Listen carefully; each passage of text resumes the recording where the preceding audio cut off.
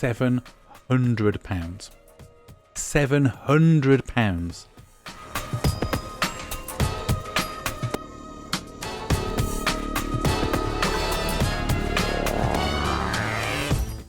So this week, PlayStation announced the PS5 Pro, one of the worst kept secrets in gaming at the moment. But is it any good? Will you be buying one? Here are my thoughts. I'm Jay, welcome to the channel. Let's get stuck into whether the PS5 Pro is going to be worth all that money. So we heard from Sony this week that it's the most powerful games console they've ever made, and it's 45% more powerful in terms of its GPU power than the current PS5. It also has improved ray tracing that's going to go between 2 and 3 times better than the current PS5. And of course, like everything now, it's also now AI powered with PlayStation's Spectral Super Resolution, or the PSSR, to upscale your visuals using AI, which apparently will improve your older games from this gen and also the PS4. Now, the aim of this console is to remove the need to choose between fidelity or performance and to get the best from both worlds. I personally tend to go for fidelity. I'm not too worried about frame rates and I like the best graphics. But the idea with this new console, this Pro console, is that you won't have to make that choice, that you'll get 60 FPS consistently with crisper visuals. And the examples that we saw, they showed us various current generation games running side by side. They focused on The Last of Us as one of the first games that they showed. Now, in that example, they were making the point that the frame rates were both much more consistent on the Pro, with much sharper visuals, more detail in things like the grass and some of the finer details in the surroundings. Personally, for me, and maybe it doesn't come across so well in a YouTube video, I found it quite hard to really see the difference. It didn't really jump out at me and scream, wow, this is next level. But I get that there are some finesses there that some people may benefit from. They also mentioned that in the distance, you'll find a lot of games now with sharper backgrounds, and they showed a particular example from Ratchet & Clank, where the crowd in one of these scenes was much sharper. I say much sharper. They zoomed in and kind of showed them side by side. It was visibly sharper. My argument would be, though, when you're frantically engaging in the gameplay, are you really taking that much notice of what's going on in the background? I don't know. Maybe we do.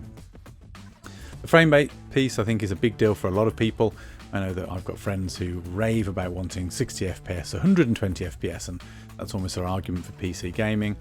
But personally, as someone that grew up with the N64 and frame rates that would often dip as low as 20 or worse, I've gotten used to it, and as long as a game locks in at 30, I can barely tell the difference.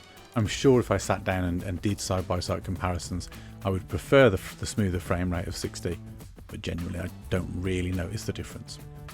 So that's what the console's trying to be. It's a bigger upgrade. It looks and feels slightly different to the Pro and the Slim and the existing PS5 hardware, the original PS5 hardware. From a size perspective, from the measurements, they're saying it's as big as the original hardware, but it takes on the look of the Slim with a sort of extra thicker banding around the middle.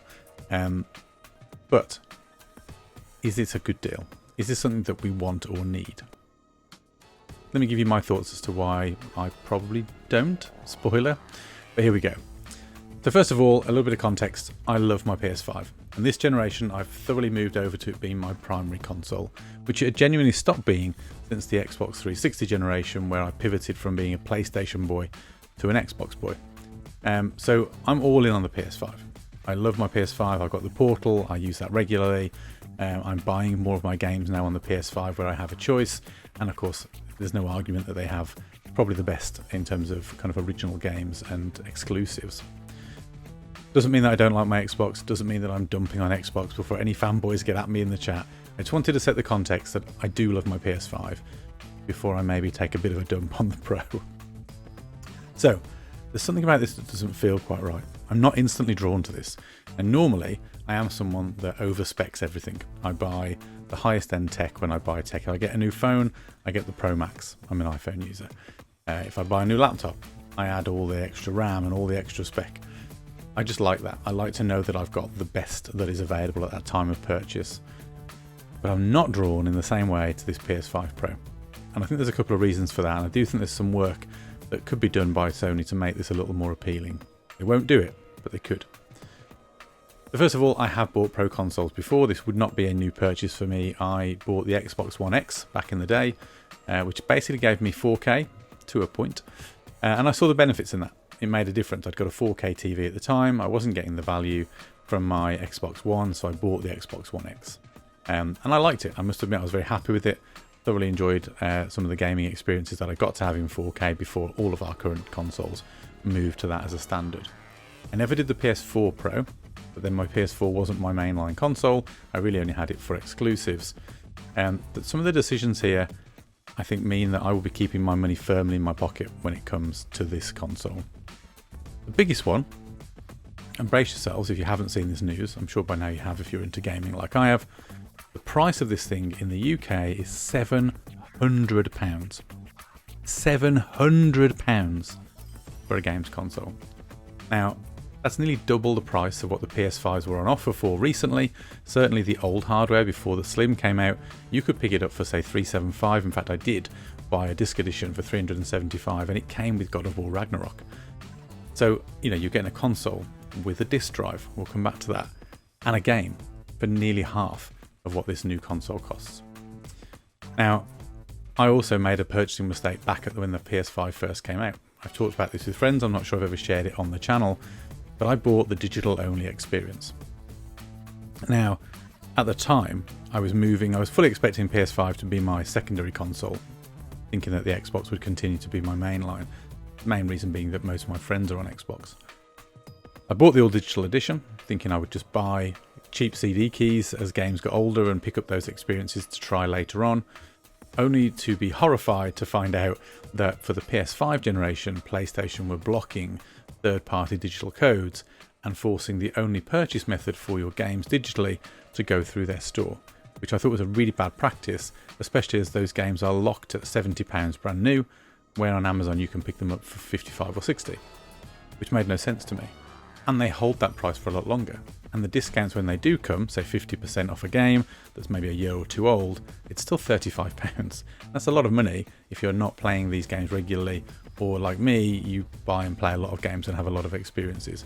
I'd also got Game Pass, which was giving me huge value at the time. So not only was I not paying £70 for a PS5 exclusive, I wasn't actually paying for that many games at all, because all the Xbox exclusives were coming day and date to Game Pass. So I bought the digital edition, big mistake, and after a couple of years of not using the console but really wanting to, I ended up selling that and buying the disc edition of the original hardware, not the Slim. I typically bought that about a month or two before they announced the Slim, but either way, it doesn't bother me. I'm quite happy with what I've got. And what that's allowed me to do is buy a lot more disc-based games, which is now, as a collector of physical games, appeals to me instantly, but it also means I can get some really good experiences for a lot less. So when I see that the PS5 Pro, which is supposed to be the kind of, to my mind, the all-in, all the experiences, the everything you need, comes without something that a cheaper edition comes with, i.e. the disc drive, I'm a little bit horrified. And it feels very predatory to me. It feels like they know what they're doing here, and they're specifically targeting people's pockets and trying to get you to spend even more than you may already have done. Now, if you bought a Slim and you've got the disc drive, yes, you can move that onto the Pro, if you've got it. I don't have that because I was an original day one purchaser and I have the original console. So for me to get the PS5 Pro and directly replace the experience I have now, not only is it £700 for the console, but the only way to buy the disc drives currently in the UK is to go direct from Sony, and they cost £100. Now, I think in the US you can get them on Amazon for about $65 or $70. Still a big chunk of money, but they're locked in the UK to £100. That means to get a like-for-like console that can do everything my current console can do now and then leverage the extras, it's £800. That's more than double the PS5 original's cost. Is that upgrade and that uplift worth double the price? Am I really going to see the benefit for £800? Now, I have a decent TV at home here. It's a decent 4K TV. It's far from kind of top of the line. Now, if I had an OLED Super TV, then maybe there's an argument there for that visual fidelity. Maybe. But really, I can't see an argument for this console, at least for me, or people in my position. I've got friends who are playing PS5 on a HD TV. They're not even getting 4K. What are they going to care about this performance bump? I also noticed sneakily in the news this week that Sony had put their controller prices up. So already expensive at £70. And I appreciate there's a lot of complex hardware that goes into a PS5 controller, or any controller these days. So I know that that price is probably fair. But £70 has now become £75 for all standard controllers. So another £5 increase now. Grand scheme of things, when we're talking about £800 for a console, that's not too bad. But it's still a price hike. I don't know what the percentage is off the top of my head, but it's, you know, it's not quite 10%. It's still a price hike, which now means that your consoles are going to cost you £800 if you're in the UK for a disc-based PS5 Pro. That doesn't include a stand, by the way. If you want to hold it vertically, that's more money again. And now your controllers are £75 to go. This is just insane costs, insane prices. I know that people will make an argument that PC gaming is even more expensive, and it is. And that this is a cutting-edge console, which it is. I just don't see the value in these 0.5 steps in these generations. I know it's about eking the money out. I know it's about trying to remain competitive with that PC gaming marketplace. But in reality, the games aren't going to leverage this new power all that well, because they're not going to make games that only work on a Pro. They're going to have to work on the standard edition PS5.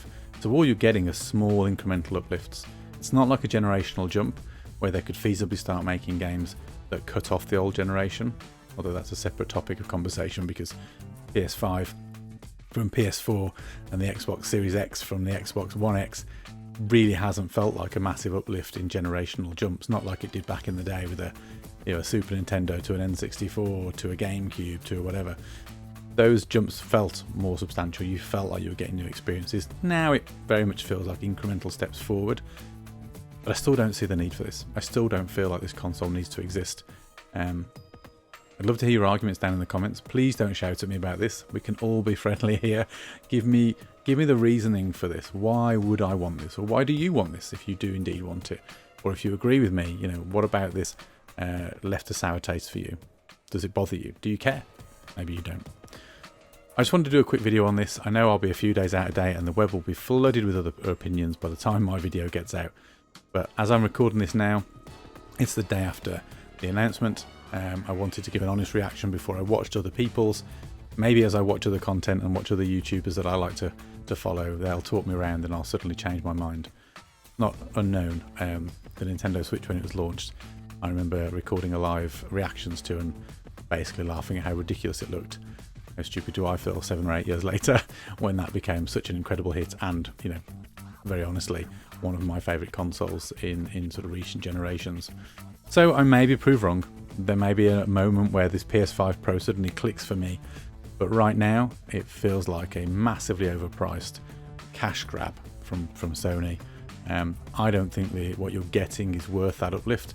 I wouldn't even argue that if you were buying a brand new console, let's say you've not even got a PS5 yet, that the Pro is where you should go. I still think you're going to get better value for money out of the standard PS5. Wait till the PS6, whatever they're going to call it. It's got to be PS6, hasn't it? Can't be anything else. Wait till that comes, probably 2 or 3 years down the line. Xbox are certainly going to be warming up for their next gen. It's not going to be that long before Sony do the same. This is a stopgap, maybe for another 2 years, until we see that new console come out.